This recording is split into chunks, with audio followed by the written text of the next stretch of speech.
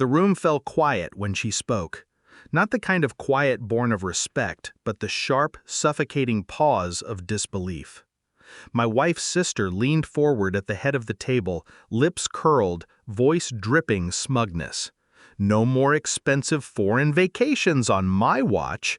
The new director. Her boyfriend seated 2 chairs down, smiling like he owned the place. I watched the smirk, watched the eyes flick toward me, watched my wife laugh, and I said only one word. Okay, that was enough.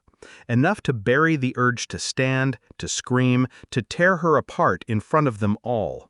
Instead, I canceled my flight. Quietly, silently. My phone buzzed with the confirmation email while their laughter filled the meeting room. I remember the feeling in my chest. Not anger, not grief. A vacuum. Cold. Weightless. And in that vacuum, a thought. Patience. I had seen their closeness before. A shared look across dinner. A private joke whispered behind a glass of wine. But it was easy to ignore. Easy to bury. Until that meeting.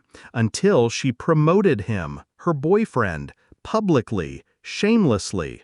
And my wife clapped for them both.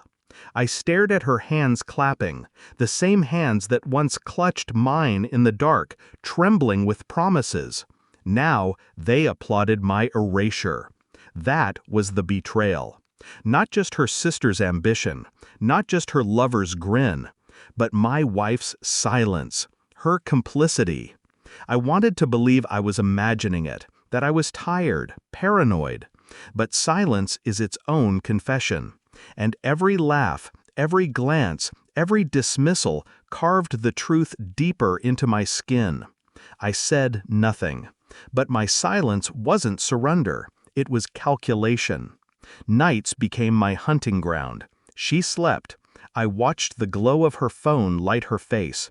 Her smile in the dark was not for me. I copied numbers, screenshots, dates. I traced calls from hotel rooms she never told me about. At the office, her sister's boyfriend became a shadow in my periphery. His name on contracts, his signature on approvals. Too neat, too rushed, too reckless. Patterns emerged like bruises under pale skin. Trips that aligned too perfectly, meetings that dissolved into emergencies, and my wife's careful absence during them. I played the role of the silent fool, smiling, agreeing, nodding when they paraded their little power plays. Inside, I built the file. Every photo, every record, every whisper of proof. I let suspicion turn into certainty. I let certainty become a weapon. And I waited.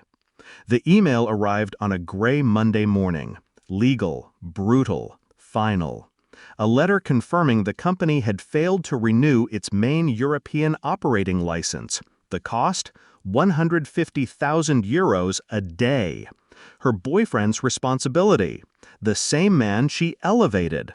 The same man my wife defended at dinner, laughing at my old-fashioned ways. I printed the letter, folded it once, slid it into my jacket pocket, and went to the board meeting. The CEO, her father, stood at the head of the table, his face drained of color as he held up the paper I had quietly handed him before the session began. "Who caused this?" his voice cracked. "Who failed to renew the license?" Silence. Eyes darted. My wife's sister froze. Her boyfriend shifted in his seat. I said nothing. I only watched. Her laughter from weeks before echoed in my mind. It died here. Her father's eyes narrowed. He looked at her, then at him, and the silence became unbearable. Her boyfriend stuttered first. Excuses about timing, about paperwork, about being new. But excuses are ash in a fire this big. Her sister rose, defending him with trembling hands. But the numbers on the page were immovable. The fine was real, the damage irreversible. And I sat there, calm, untouched, watching their empire burn from the inside. No outburst, no accusation, Only a quiet, deliberate stillness that screamed louder than rage ever could. She turned to me then, my wife, searching for help in my eyes, but there was nothing left to give. Only the reflection of her betrayal staring back at her. They broke themselves. All I did was let the truth breathe. Later, when the meeting ended in chaos, I walked out alone, the letter still in my pocket, warm from my hand. My phone buzzed with her messages. "Where are you? Please call me. We need to talk." I didn't answer. There is no need to shout when silence cuts deeper. No need to punish when truth has already destroyed. I gave them the rope. They tied the knot themselves. And as I stepped into the evening air, I felt no grief, only clarity. They thought I was powerless. But power is not in the noise you make. It's in the silence you hold. And I will never waste another word on them.